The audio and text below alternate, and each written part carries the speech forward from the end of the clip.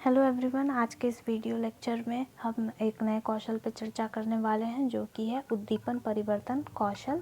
ठीक है, इसे इंग्लिश में स्टिमुलस वेरिएशन स्किल कहते हैं। ठीक है, तो इस स्किल में क्या होता है कि छात्र का ध्यान विषय वस्तु की ओर केंद्रित करने के लिए, छात्र की इंटरेस्ट विषय वस्तु की ओर जागृत करने के लिए एक शिक्षक अपने व्यवहार में जो भी परिवर्तन करता है उसी को हम लोग कहते हैं उद्दीपन परिवर्तन कौशल। ठीक है, इसमें क्या हम कह सकते हैं कि शिक्षण की सफलता के लिए ये जो है एक महत्वपूर्ण होता है, बहुत ही इम्पोर्टेंट होता है ये उद्दीपन परिवर्तन कौशल। इसमें क्या करता है, शिक्षक जो है छात्रों का ध्यान जो है वो पाठ्य वस्तु की ओर केंद्रित करने के लिए अपने व्यवहार में परिवर्तन करता है। ठीक है, इसमें वो क्या करता है कि कभी अपने जगह से चलकर श्याम पट्ट के पास चला गया। ठीक है, कभी छात्रों के बीच में जाकर समझाने लगा, कभी उनसे प्रश्न पूछने लगा, कभी अपने जो फेशियल एक्सप्रेशन है, चेहरे की जो भाव भंगिमा है उसको बदल दिया। ठीक है, कभी हाथों का प्रयोग करके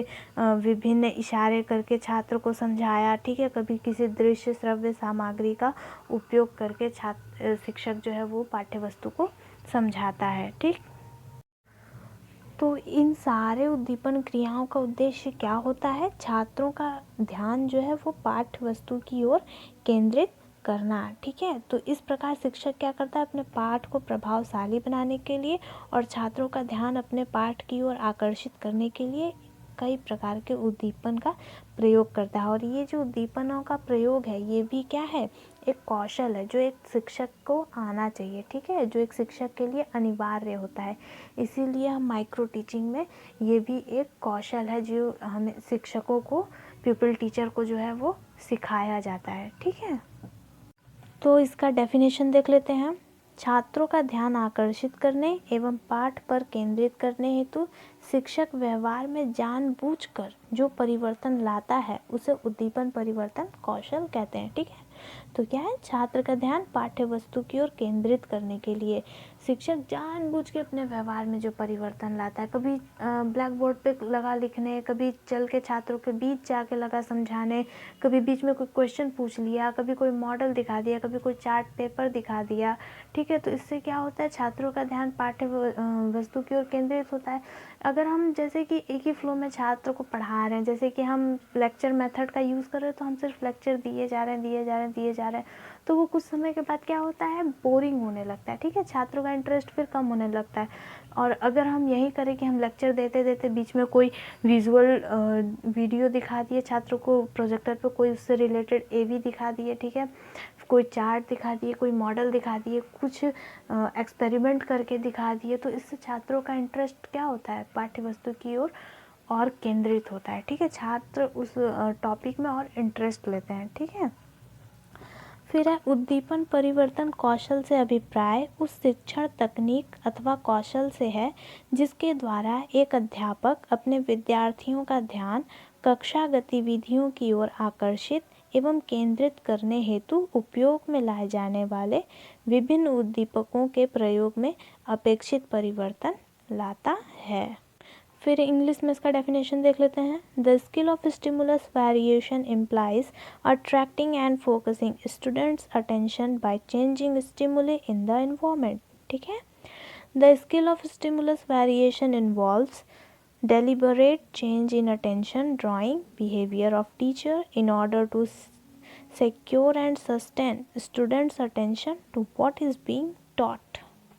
तो सिंपली इस स्किल में बस इतना है कि हमारा जो टॉपिक है, हमारा जो विषय वस्तु है, जो पाठ्य वस्तु है, वो छात्रों को आसानी से समझाने के लिए, छात्रों का ध्यान उसकी ओर आकर्षित करने के लिए, छात्रों में उससे रिलेटेड इंटरेस्ट जो है डेवलप करने के लिए एक शिक्षक अपने व्यवहार में जो भी परिवर्तन लाता है, ठीक है, उसी को हम लोग कहते हैं उद्दीपन परिवर्तन कौशल।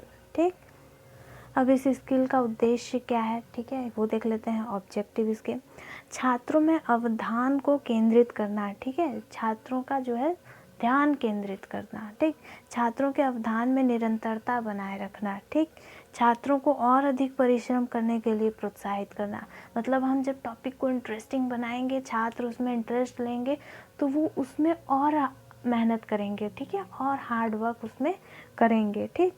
छात्रों में पाठ्य वस्तु के प्रति सकारात्मक अभिवृत्ति विकसित करना, ठीक है। छात्रों की इंद्रियों को विविधतापूर्ण ढंग से प्रयोग करना, मतलब कि जैसे हम जब लेक्चर दे रहे हैं तो छात्र जो है वो सिर्फ सुन रहे हैं, ठीक है, फिर हम कोई प्रोजेक्टर पे कुछ उससे रिलेटेड दिखाने लगे तो छात्र जो है वो देख भी रहे हैं, सुन भी रहे हैं, समझ भी रहे हैं, ठीक है। तो ये उनके मतलब, और फिर हम कोई एक्सपेरिमेंट करने लगे तो उसमें छात्र का बहुत सारे जो है वो सेंस ऑर्गन जो है वो उसमें इन्वॉल्व होंगे, ठीक है। तो मतलब मल्टीपल सेंस ऑर्गन को इन्वॉल्व करना, सिर्फ एक का ही यूज़ नहीं करना, मतलब सिर्फ लेक्चर मेथड दे रहे हैं, छात्र सिर्फ बैठे बैठे सुन रहे हैं, छात्र खुद जब तक उस टॉपिक में इन्वॉल्व नहीं होंगे, उसमें इंटरेस्ट नहीं लेंगे तो फिर वो अच्छे से उसको समझ नहीं पाएंगे, ठीक है।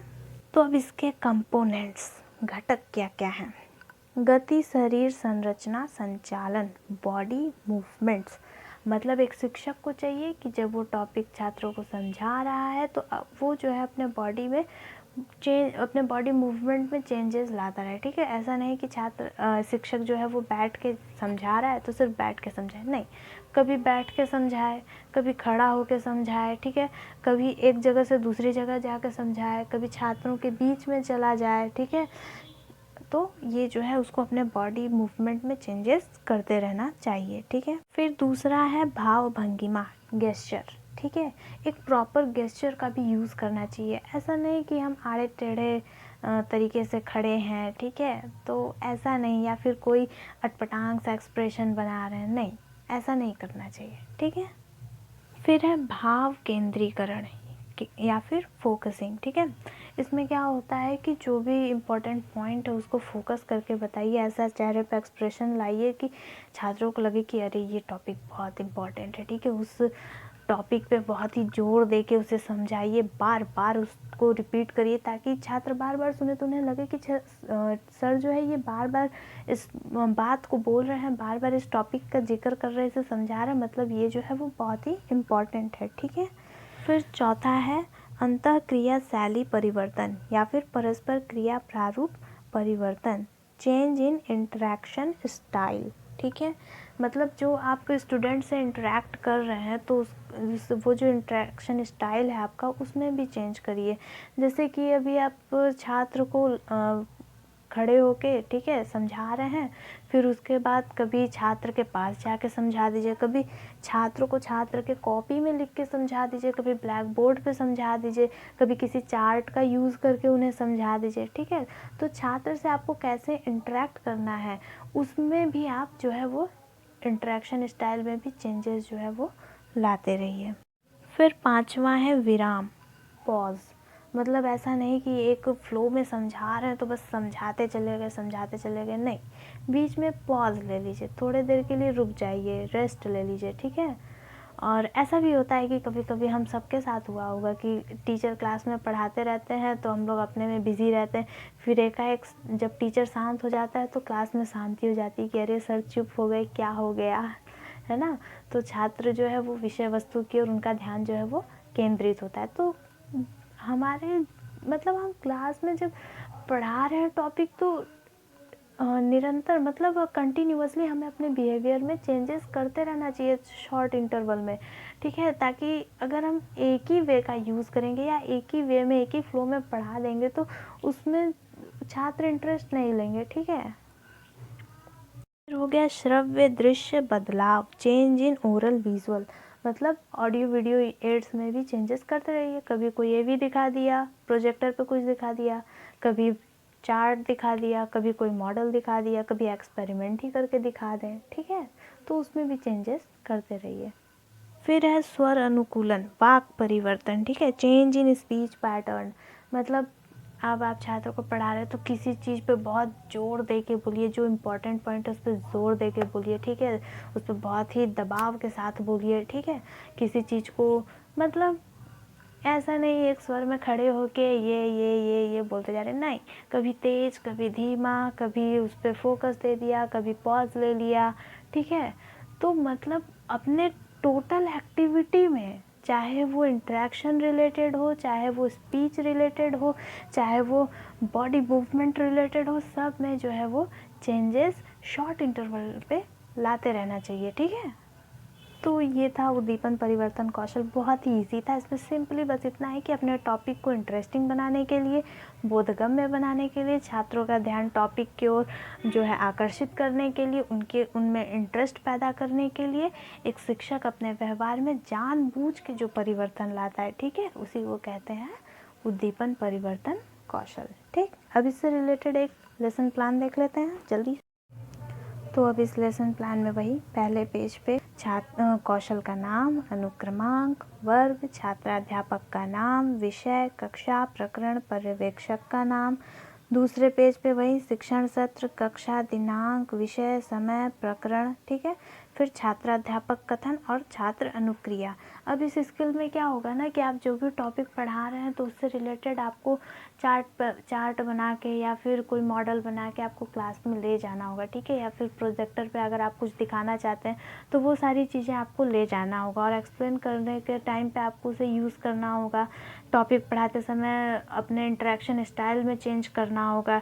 ठीक है, तो इसमें यही होता है। तो यहाँ पे तो सिंपली लिखा है कि हम जो टॉपिक पढ़ा रहे हैं, मेनली जो उसमें हमारा बिहेवियरल चेंज था वो तो हमें क्लास में ही करना है। ठीक है, तो यहाँ पे वही है, भारत की मिट्टी के अध्ययन को मिट्टी के अध्ययन को पेडोलॉजी मृदा विज्ञान कहा जाता है। ठीक है, इसमें यहाँ पे छात्र अनुक्रिया क्या होगी कि छात्र जो है वो ध्यानपूर्वक छात्राध्यापक की बातों को सुनेंगे। ठीक है, फिर उसके बाद भारतीय कृषि अनुसंधान परिषद ने भारत की मिट्टियों को 8 भागों में विभाजित किया है।